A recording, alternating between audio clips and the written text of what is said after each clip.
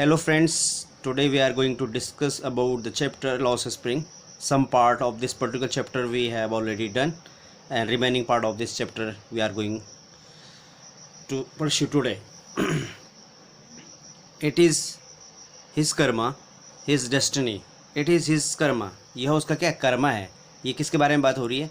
ये बात हो रही है बेंगल मेकर्स के बारे में, क्योंकि जो ग्रैंड मदर है मुकेश की वो बता रही है इस बात को, क्योंकि जो आपके मुकेश के पापा हैं वो उन्होंने बहुत मेहनत की. उन्होंने क्या किया, बहुत ज़्यादा काम किया. बेंगल मेकर के तौर पे उन्होंने काम किया, ठीक है. उसके बाद उन्होंने टेलर के तौर पे काम किया, और इन सब करने के बावजूद भी वो क्या है, बहुत अच्छी लाइफ स्टाइल को नहीं गुजार पाए, नहीं बिता पाए. वो अपने बच्चों को बहुत अच्छी परवरिश नहीं दे पाई. इसलिए उसकी जो ग्रैंड मदर है मुकेश को कहती है इट इज़ हिज कर्मा. ये उसकी कर्मा है, मतलब उसको हम कह सकते हैं हिज डेस्टिनी. उसकी किस्मत है कि वो इतनी मेहनत करने के बावजूद भी गरीब का गरीब है और लाइफ में बहुत अच्छा नहीं कुछ कर पा रहे हैं. Says Mukesh grand mother. कौन कहता है इस बात को? मुकेश की दादी कहती है. Who has watched her own husband go blind with the dust from the polishing the glass of the bangles. ठीक है, अब देखिए, हु हैज़ वॉच्ड जिसने देखा है, हर ओन हस्बैंड अपने पति को, गो ब्लाइंड अंधा होते हुए, with the dust from polishing the glass. ठीक है, जो कांच है, मतलब जो बेंगल्स हैं, जो चूड़ियाँ हैं, उनको पॉलिश करते समय जो उसकी जो डस्ट निकलती है उससे उन्होंने क्या करा, अपने पति को अंधे होते हुए देखा है. तो जो मुकेश की दादी है उन्होंने अपने पति को ये जो चूड़ियाँ बनाते समय जो डस्ट जो धूल निकलती है कांच की, उससे अपने पति को अंधे होते हुए देखा है. Can a god given lineage ever be broken.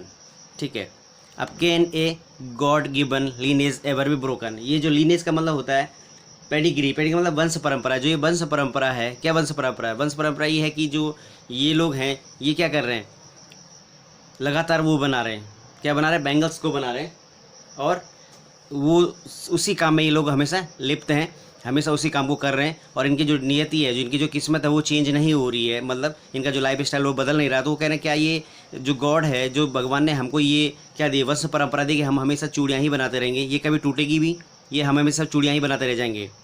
C implies का मतलब होता है संकेत करना, इंडिकेट करना. तो वो इंडिकेट करती है, क्या indicated, born in the caste of bangles maker.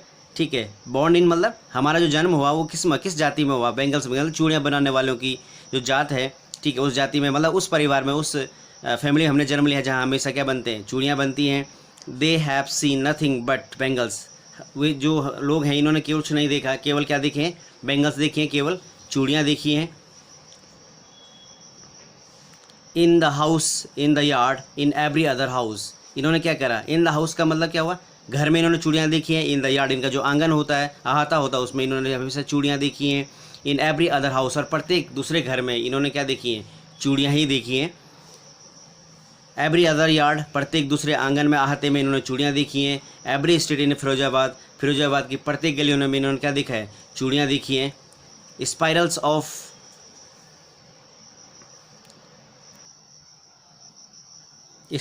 Bangles. Spirals का मतलब होता है आपका क्या, लूप, कुंडली. तो जो ये चूड़ियों की क्या कुंडली बनती है, जो गोल गोल से क्या बनती है, जो कुंडली बनती है गोल गोल सी, जो आप गोल गोल सांचे में उनको जो ढालते हैं, इनमें से क्या होते हैं, ये कई प्रकार की वजह से सनी गोल्ड की बनती है.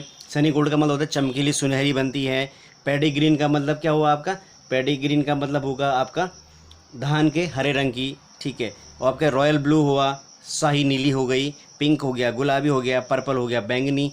Every colour born out of the 7 colours of the rainbow. Rainbow का मतलब इंद्रधनुष. जो इंद्रधनुष होता है उसके जो 7 रंग होते हैं, और उस इंद्रधनुष से जो 7 रंग निकलते हैं, उन सभी इस प्रकार की चूड़ियाँ, या उस सभी प्रकार की चूड़ियों की जो कुंडली होती है वो फिरोजाबाद में बनाई जाती है, या इन चूड़ी के बनाने वालों द्वारा बनाई जाती है.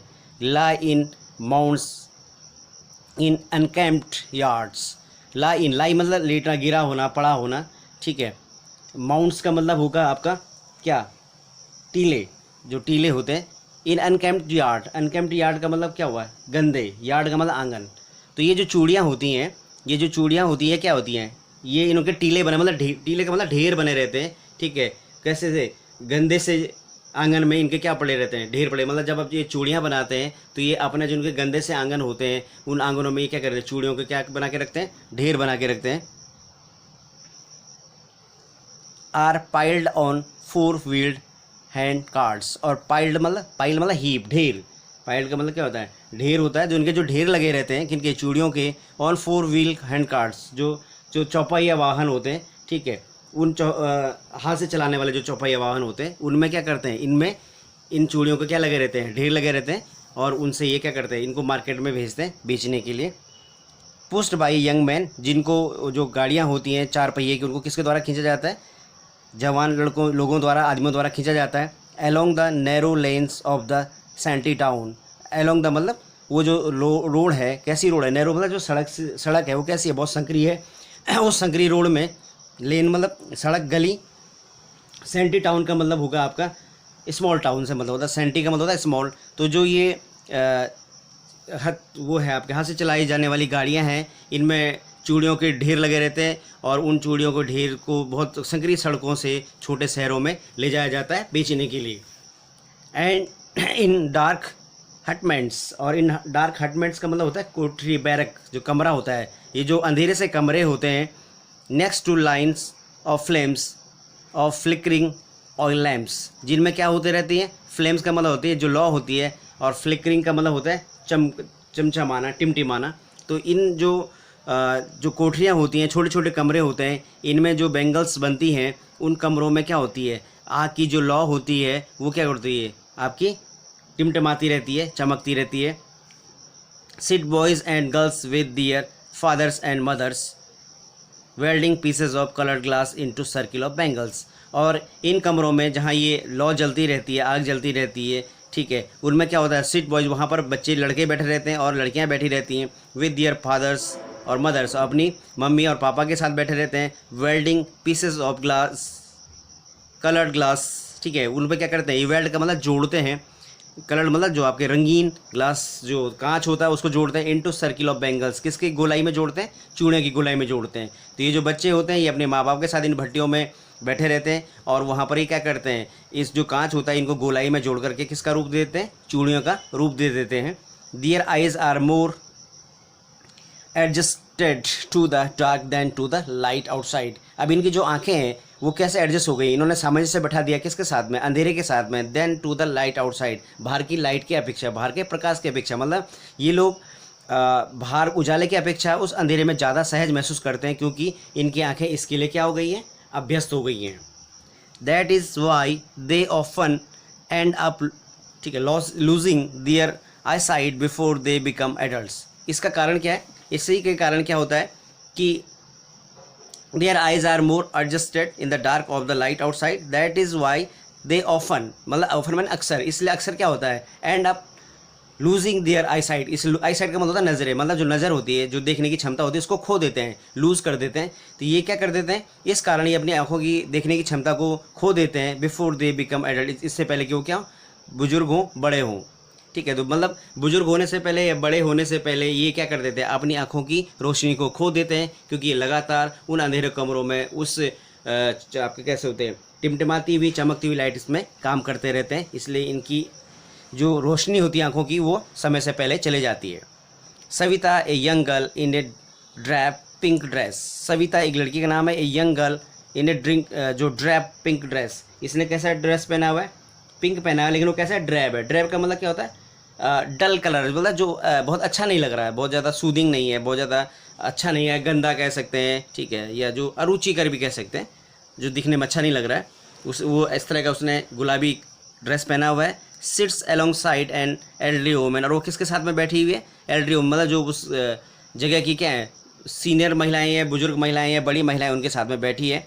सोल्डरिंग पीसेज ऑफ ग्लास, और वो क्या कर रही है? सोल्डरिंग कर रही है, मतलब टाँका लगाना। जब आप कांच के चूड़ियों को जोड़ेंगे तो उसमें आपको क्या करना पड़ेगा? उसको थोड़ा टाँका लगाना पड़ेगा, ताकि उस जो गैप हो, जोड़ने का गैप हो, वो दिखे ना, या वो उससे किसी को चुभे ना। तो उसको प्रॉपर एक शेप देने के लिए वो क्या कर रही है? वो जो चूड़ी की जो यहाँ पर 2 किनारे उसके जुड़ेंगे, उस किनारों को क्या कर रही है? जोड़ रही है। As her hands move mechanically like the tongs of the machine, तो उसकी जो हाथ हैं वो किस तरह से काम? मैकेनिकली मतलब जैसे मशीन काम करती है, मैकेनिकली मशीनी तौर पर काम करती है। Like the tongs of machine, जैसे कि क्या हो? जो चिमटा होता है, किसका? मशीन का चिमटा होता है, उस तरह से उसके जो हाथ हैं वो काम कर रहे हैं, मतलब उसके हाथों में क्या है, एक स्किल दिख रहा है, जैसे एक मशीन काम करती है वैसे उसके हाथ काम कर रहे हैं, मतलब वो इस काम में इतनी निपुण हो गई है कि ऐसा प्रतीत होता है कि जैसे ये काम कौन कर रहा हो, कोई मशीन कर रही हो। I wonder if she knows the sanctity of the bangles she helps make. ठीक है, आई वॉन्डर मुझे आश्चर्य होगा, इफ़ सी नोज यदि वो जानती हो, सी द क्या सेनेक्टिटी, सेनेक्टिटी का मतलब होता है आपका पवित्रता, of the bangles she helps make, उसकी जो चूड़ियों की जो पवित्रता है जिसको बनाने में वो क्या कर रही है, मदद कर रही है। तो जो चूड़ियों की पवित्रता है उसको जिसको बनाने में वो मदद कर रही है, अगर वो उसको जान पाई तो मुझे आश्चर्य होगा। It symbolises an Indian women's सुहाग, ये जो सिम्बोलाइज का मतलब ये प्रतीक है भारतीय महिलाओं के सुहाग का। सुहाग का मतलब होता है शादीशुदा होने का, जिनके पति जिंदा होते हैं। ठीक है, वो महिलाएं अपने क्या करती हैं, मांग में सिंदूर भरती हैं। ठीक है, जिसको आप कह देते हैं सुहाग। उसी तरह से जो सुहागन महिलाएं होती हैं अपने हाथ में चूड़ियाँ पहनती हैं, बिंदी लगाती हैं। तो ये सब भारतीय परंपराओं में किसकी पहचान है, सुहाग की पहचान है। मतलब इनके जो पति हैं वो क्या है, अलाइव हैं, और अगर जो विडो मतलब विधवा हो जाती हैं उनको जैसे मांग भरने का या चूड़ियाँ पहनने का अधिकार नहीं होता भारतीय परंपराओं के अनुसार। तो वही कह रहे कि ये जो पहचान है किसकी है, सुहाग की पहचान है चूड़ियाँ। ऑस्पिशियसनेस इन मैरिज, और जो ऑस्पिशियसनेस है मतलब ये जो सौभाग्य है किसका, मैरिज का, मतलब ये जो सौभाग्य मिलता है इनको, ये किसके द्वारा मिलता है, शादी के द्वारा। तो शादी इनको एक सौभाग्य देती है जिसमें ये अपना श्रृंगार कर सकती हैं चूड़ियों से, बिंदी से। ठीक है, आपका सर में मांग भर के ये सब चीज़ें इनको ये सौभाग्य प्राप्त करती हैं। It will dawn on her suddenly one day when her head is draped with A red wheel. It will dawn, एक मतलब एक सुबह ऐसी भी आएगी, डॉन का मतलब होता है उषा काल, ऑन हर सडनली, उसकी लाइफ में एक सुबह ऐसी भी आएगी जब अचानक क्या होगा, वन डे एक दिन, when her head is draped, जिस दिन उसका सर क्या होगा, ड्रैप्ड होगा। ड्रैप्ड का मतलब होता है क्या हुआ, ढका हुआ, आवरण से सजाना, किसी की भी चीज़ को आवरण से सजाना। तो एक दिन ऐसा भी होगा जिस दिन अचानक उसका सर एक कपड़े से, एक आवरण से सजा होगा, विद ए रेड व्हील, जो कैसा होगा, लाल होगी, व्हील मतलब घूंघट। एक दिन ऐसा दिन भी आएगा जिस दिन अचानक उसका सर क्या होगा, लाल घूंघट से ढका होगा। लाल घूंघट हम जनरली कब पहनते हैं, जिस दिन लड़की की क्या होती है, शादी होती है। तो एक दिन मतलब उसके दिन में ऐसा भी आएगा जिस दिन उसकी शादी होगी। Her hands dyed red with the henna, her hands उसके हाथों में डाई की जाएगी, लगाई जाएगी, रेड विद द हीना, मतलब उसके हाथ जो होंगे वो हीना मतलब मेहंदी से क्या होंगे, लाल होंगे। ये भी किसका प्रतीक है, शादी का। And red bangles rolled onto her wrist, और उसकी जो रिस्ट का मतलब कलाई, उसकी जो कलाई है उस पर कैसी चूड़ियाँ पहनाई जाएंगी, लाल चूड़ियाँ पहनाई जाएंगी। ये भी शादी का प्रतीक है, सुहागन का प्रतीक होता है। She will then become a bride, और उस दिन वो क्या हो जाएगी, ब्राइड होगी, मतलब एक दुल्हन का रूप ले लेगी। तो ये जब कोई दुल्हन होती है, जब किसी की शादी होती है तो उसको क्या बनाया जाता है, लाल उसको आवरण पहनाया जाता है सर में, जिसको चुन्नी कहते हैं। ठीक है, उसके बाद उसको लाल चूड़ियाँ पहनाई जाती हैं, उसके हाथ में मेहंदी लगाई जाती है, और इस तरह से वो क्या बनती है, एक सुहागन बनती है। Like the old women beside her who became one many years ago, like the old women, उस बूढ़ी औरत के समान, बिसाइड हर जो उसके बगल में बैठी है, who became one many years ago, जो बहुत साल पहले ऐसी सुहागन बनी थी। तो जो बूढ़ी औरत उनके बगल में बैठी है वो भी बहुत साल पहले ऐसी सुहागन बनी थी, और आज वो क्या हो गई है, बूढ़ी हो गई। उसी तरह से सविता के जीवन में भी ऐसा ही दिन आएगा।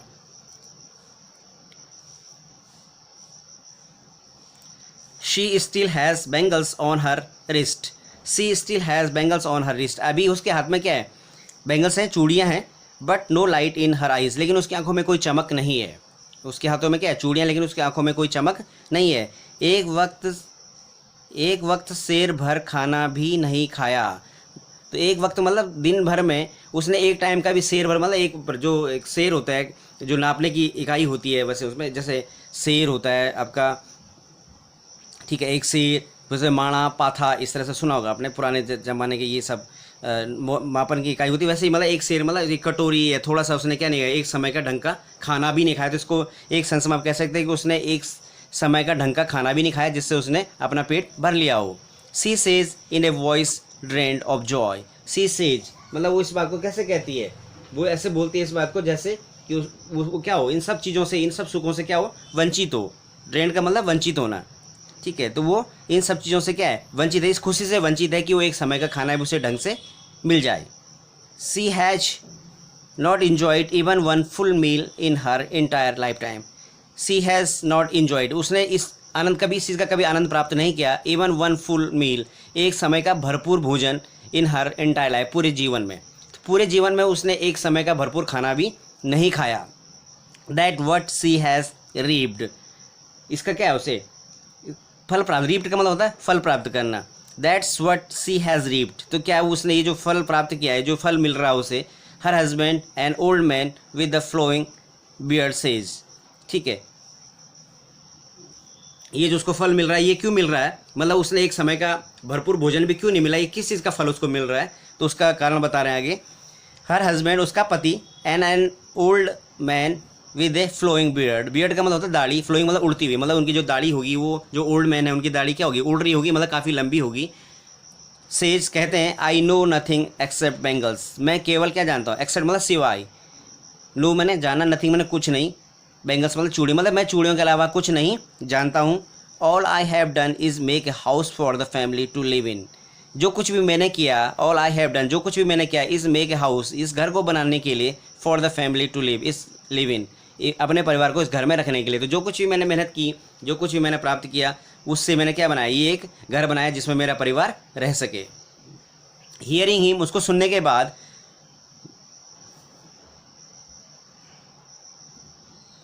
उसको सुने one wonders if he has achieved what many have field in their life time, he has a roof over his head.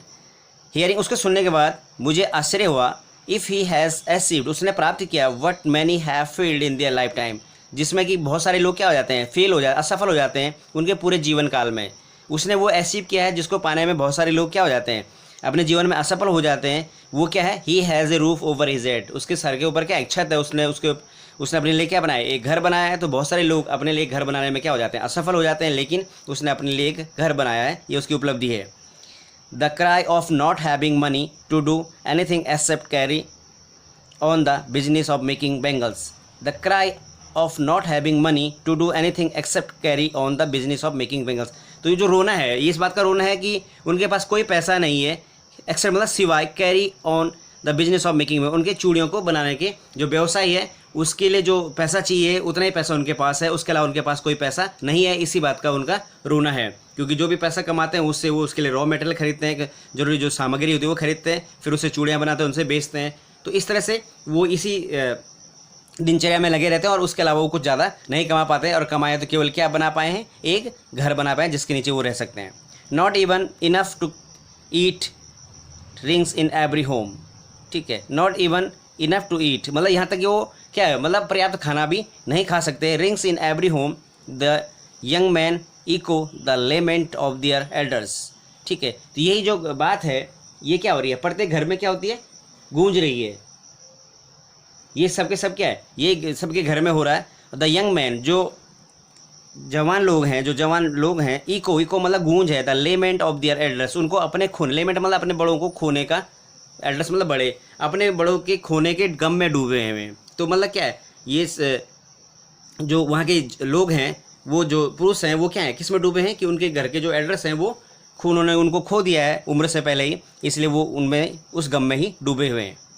Little has moved with time, थोड़ा सा भी उनकी लाइफ में कुछ नहीं बदला है। Little has moved with time, उनके जीवन में थोड़ा सा बदला, मतलब उनके जीवन में कुछ भी नहीं बदला है। इट सीम्स इन फिरोजाबाद, ये पूरे फिरोजाबाद में प्रतीत होता है। Years of mind numbing toil have killed all initiative and the ability to dream. Years of mind numbing, numbing का मतलब होता है आपका शक्ति को से वंचित करना, ठीक है। Toil have killed all initiative and the ability of dream, मतलब ये जो इनका संघर्ष है इसने क्या कर दिया है, उनको क्या कर दिया है, जो उनकी शक्ति है, संवेग करने की शक्ति है, सपने देखने की शक्ति है, ड्रीम करने की शक्ति है, उसको क्या कर दिया है, इनिशिएटिव मतलब शुरुआत करने की शक्ति है, जो इनकी योग्यताएं हैं, जिनके सपने हैं, उन सबको क्या कर दिया, मार दिया है। किल्ड कर दिया मतलब मार दिया है, ठीक है। तो इनके जो संघर्ष है इसने इनके क्या कर दिया, सारे जो इनकी संवेदनाएं हैं, संवेग हैं, उन सबको क्या कर दिया, मार दिया है, सपनों को मार दिया है, इन सभी इनकी जो अपेक्षाएं हैं और इनके जो स्किल है उन सबको मार दिया है।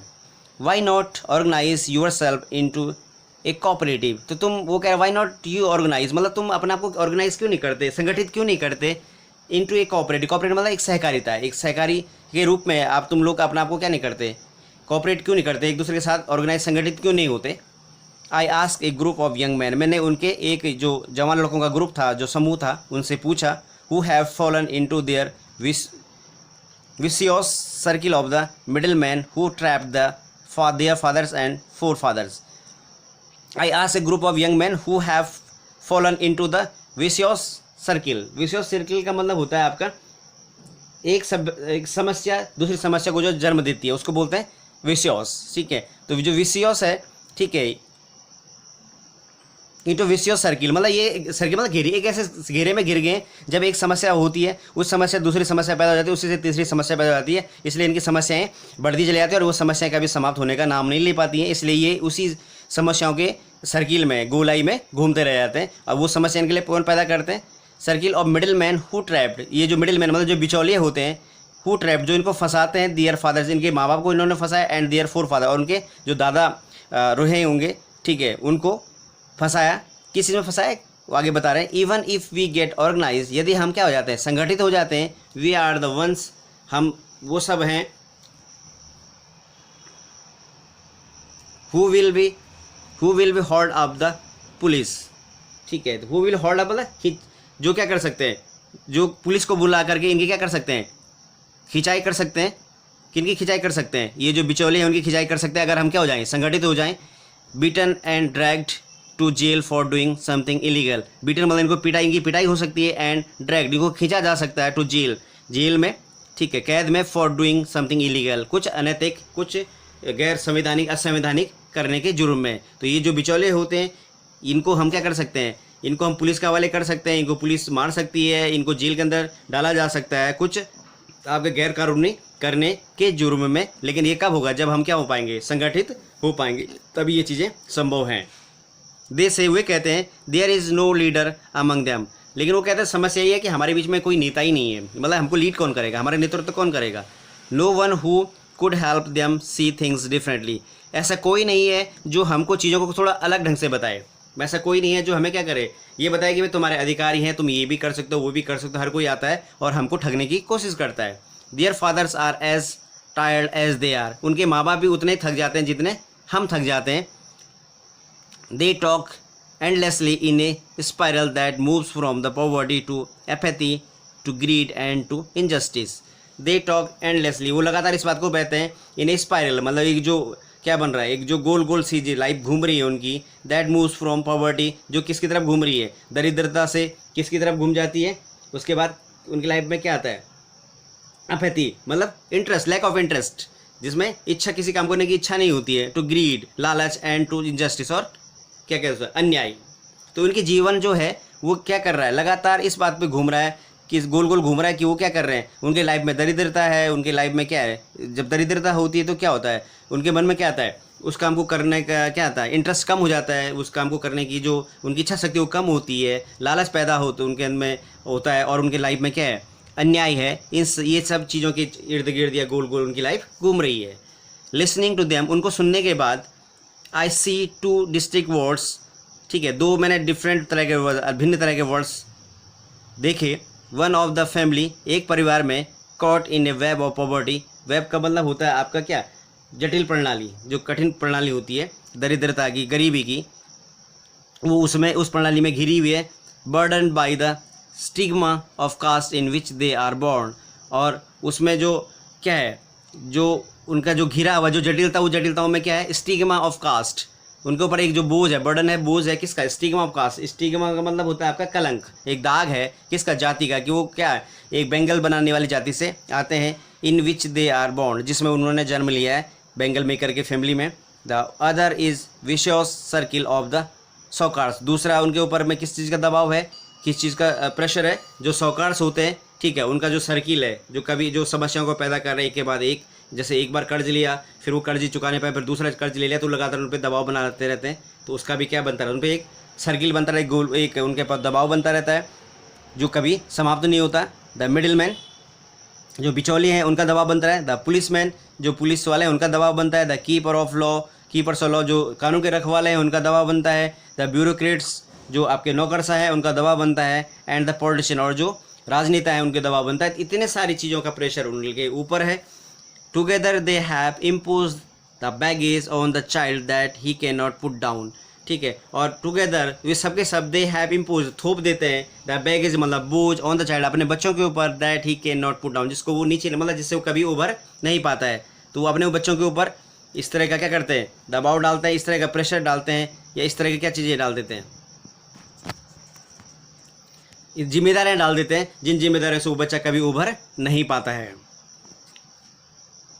बिफोर ही इज़ अवेयर इससे पहले कि वो जागरूक होता है, he accept it is an naturally as his father और जिससे पहले कि अवेयर होता है कि मेरे साथ कुछ अन्याय हो रहा है, मेरे साथ कुछ गलत हो रहा है, वो इसको स्वीकार कर लेता है नेचुरली मतलब स्वाभाविक रूप से एज हिज फादर जैसे उसके पिताजी ने किया। कि जब तक वो समझ पाता है कि यार मेरे साथ कुछ गलत हो रहा है और मुझे इसके खिलाफ लड़ना चाहिए, इसके खिलाफ बात करनी चाहिए, ठीक है, उससे क्या हो जाता है, वो उसके साथ क्या हो जाता है, नॉर्मल हो जाता है। वो लगता है कि ये मेरे जीवन का हिस्सा है और मैं इसका विरोध नहीं कर पाऊंगा और ये मुझे इसका विरोध करना भी नहीं चाहिए क्योंकि हमारी लाइफ में पहले से होता चला आया है, ठीक है, मेरे पापा के साथ भी हुआ तो मेरे साथ भी होगा। To do anything else would mean to dare और इसके अलावा कुछ करने का मतलब उससे क्या चाहिए, साहस की ज़रूरत पड़ेगी। मतलब इसके अलावा अगर उसे कुछ विरोध करना है, कुछ और करना है तो उसको किसकी ज़रूरत पड़ेगी, साहस की ज़रूरत पड़ेगी। And daring is not part of his growing up और जो साहस है इनके जो जब ये बड़े होते हैं इनकी जो क्या कहते हैं उसका जो डेवलपमेंट होता है, विकास होता है और इनकी जो अपग्रूमिंग होती है उसमें साहस नहीं सिखाया जाता है। इनके क्या सिखाया जाता है, इनको संघर्ष सिखाया जाता है कि ये आते हैं बचपन से ही उन भट्टियों में कांच की चूड़ियाँ बनाने में अपने माँ बाप की मदद करते हैं और फिर ये साहूकारों द्वारा, उसके बाद जो मिडिल मैन के द्वारा, पॉलिटिशियन द्वारा, पुलिसमैन द्वारा, लॉ कीपर्स द्वारा क्या जाते हैं, ब्यूरोक्रेट्स द्वारा ठगे जाते हैं, उनका इनके ऊपर दबाव रहता है और इनके साथ ये क्या हो जाते हैं, बड़े हो जाते हैं। इसीलिए कभी भी इन लोगों का विरोध करने का साहस नहीं जुटा पाते क्योंकि इनको ये कभी सिखाया नहीं जाता। When I sense a flash of it in Mukesh, I am cheered. When I sense, ठीक है, फ्लैश ऑफ इट मतलब इसका दिखावा, जब मतलब मैंने इसका थोड़ा भापा, दिखावा मतलब थोड़ा एक्सपोजर, जब मैंने क्या when I sense A flash of it in Mukesh, जब मैंने इसका थोड़ा क्या दिखावा देखा मुकेश के अंदर कि मुकेश में ये सब चीज़ें दिख रही हैं कि वो विरोध करना चाहता है, वो कुछ अलग करना चाहता है, ठीक है, वो जो उसके बाबा पहले पारंपरिक रूप से कर रहे हैं उससे कुछ अलग करना चाह रहा है। जब इसका दिखावा मैंने मुकेश में देखा, आई एम चीयर्ड, तो मैं थोड़ा खुश हुआ। I want to be a motor mechanic, क्योंकि वो क्या कहता है कि मैं क्या बनना चाहता हूँ, मोटर मैकेनिक बनना चाहता हूँ। इसका मतलब वो जो उनका पारंपरिक बिजनेस है, जो उनका पारंपरिक काम है, उससे हट करके कुछ अलग करना चाह रहा है। इसका मतलब इसमें थोड़ा सा क्या है, साहस है। ही रिपीट्स, वो दोबारा से बोलता है, he will go to garage and learn, वो गैरेज में जाएगा, जो गैराज जहाँ पे गाड़ियाँ रहती हैं, ठीक होती हैं, ठीक है, और वहाँ जाएगा और वहाँ पर क्या करेगा, गाड़ी चलाना सीखेगा और वहाँ पर मोटर मैकेनिक का काम सीखेगा। But the garage is a long way from his home, लेकिन प्रॉब्लम क्या है, जो गैरेज है वो उसके घर से क्या है, काफ़ी दूर है, लॉन्ग वे मतलब काफ़ी दूर है, फ्रॉम हिज होम, उसके घर से। आई विल वॉक, मैं पैदल चला जाऊँगा, अब उसका कॉन्फिडेंस सीखिए, आई विल वॉक, मैं पैदल चला जाऊँगा। ही इंसिस्ट, वो इस बात को क्या करता है, इंसिस्ट करता है, मतलब इस बात पे जोर देता है कि मैं वहाँ क्या चलाऊँगा, पैदल ही चला जाऊँगा। Do you also dream of flying a plane, अब वो पूछते हैं, जो राइटर है वो पूछते हैं कि do you also dream of flying plane, क्या तुम जहाज उड़ाने का सपना भी देखते हो। ही इज सडनली साइलेंट, लेकिन अचानक वो क्या हो जाता है, चुपचाप हो जाता है। नो नहीं, he says staring at the ground, वो किसकी तरफ, स्टेयर मैंने होता है घूरना, वो किसकी तरफ घूरना शुरू कर देता है, ज़मीन की तरफ घूरना शुरू करता है या ज़मीन की तरफ देखना शुरू करता है और ज़मीन की तरफ देखते हुए बोलता है कि नहीं, मैं जहाज चलाना नहीं चाहता हूँ या मेरा ऐसा कोई सपना नहीं है कि मैं जहाज चलाऊँ। In his small murmur there is an embarrassment that has not yet turn into regret. In his small, murmuring का मतलब होता है बुदबुदाना, ठीक है, मतलब वो बुदबुदाते मतलब बहुत दबे हुए स्वरों में इस बात को बोलता है।